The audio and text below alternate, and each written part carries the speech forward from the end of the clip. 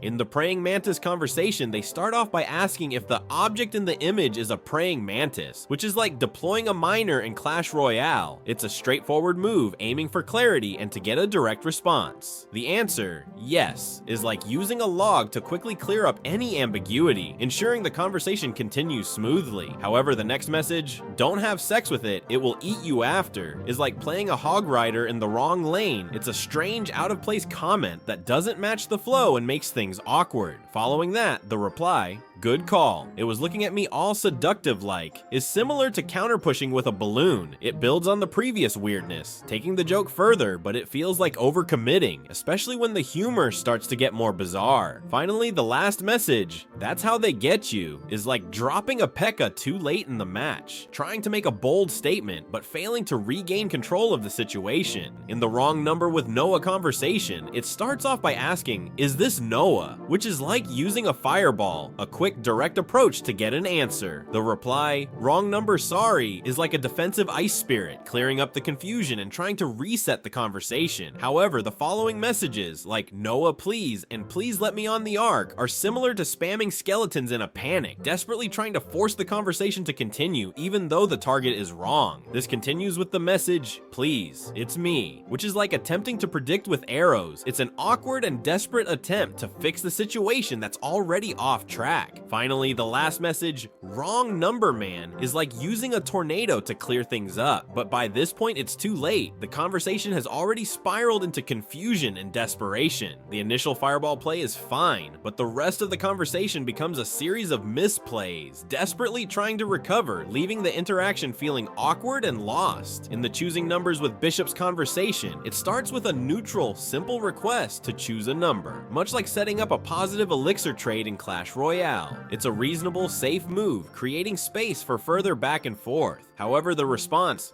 I will shove 3 bishops up your ass, is like playing a golem in the wrong lane, an absurd out-of-place move that derails the flow of the conversation and leaves everything feeling awkward and random. The next message, can I choose again, is like trying to predict with arrows, hoping to recover from the earlier misplay, but it's still a desperate, awkward attempt that doesn't quite salvage the conversation. Finally, the last message, 100, is like dropping an elixir collector, a neutral, safe move to try to reset things, but by now, the damage has already been done. The initial elixir trade was solid, but the golem level misplay followed by weak attempts to recover make the conversation feel uncomfortable and out of sync. This interaction starts with good intentions, but ultimately becomes a misplay, with no chance to recover the rhythm. In the Kaylee conversation, it starts with a lighthearted, cheesy pickup line asking, are you the biggest parking ticket? Which is like playing a miner, direct and targeted with the intention of getting an answer, while also keeping the interaction fun. The response, yay, is like an ice spirit, quick, neutral, and not too much of a commitment, keeping the conversation flowing without causing any disruptions. Then the follow-up message, cause you're the biggest fine dollar, is a bit like deploying a royal giant, a bold, slightly over-the-top move to keep the humor going, though it's flirting dangerously with being too much. The person responds with laughing emojis, which is like hitting a counter push with a balloon, acknowledging the joke and engaging in a lighthearted back and forth. Then the question, have you ever been to Antarctica, is like setting up a slow, strategic push, trying to change the tone and direction of the conversation to something more interesting. The reply, no I haven't, is a simple, non-committal response, similar to a defensive ice golem, just holding its ground while the conversation continues. However, the next message, me neither, we have so much in common we should fuck, is a hog rider move, coming in unexpectedly and way too strong, shifting the tone of the conversation into something overly forward and inappropriate. Finally, the follow-up question, do you have Snapchat, is like dropping a tornado to redirect and try to salvage the interaction, but by now, the conversation feels off track, with the bold moves causing some awkwardness. This interaction, while starting off with a fun, harmless minor play, quickly spirals into misplays with strong, inappropriate pushes, ending in an awkward and abrupt shift. In the cat conversation, it begins with a cheesy pickup line about being from Japan and trying to get into Japanties. This move is like using a royal giant giant, setting up for a bold play right away, aiming to make an impression and push forward with humor. The response, "So do it," is like using a goblin barrel. It's a challenge to commit, giving the other person the chance to go for it. The next message, "Depends on the package," is like preparing a PEKKA move, asserting some control by adding a bit of mystery to the conversation. However, the reply, "It's the biggest micro penis you've ever seen," is like playing a golem in the wrong lane, a complete misplay that derails the conversation by going too far and making the tone awkward and offbeat. The response, "Is that so?" is similar to a counter push, trying to gauge the response while still acknowledging the awkwardness. In the honey conversation, it starts with a simple question. If I said I love you, will you say it back? Which is like deploying a miner once again, going for a straightforward and clear approach, testing the waters of the conversation with an easy question. The response,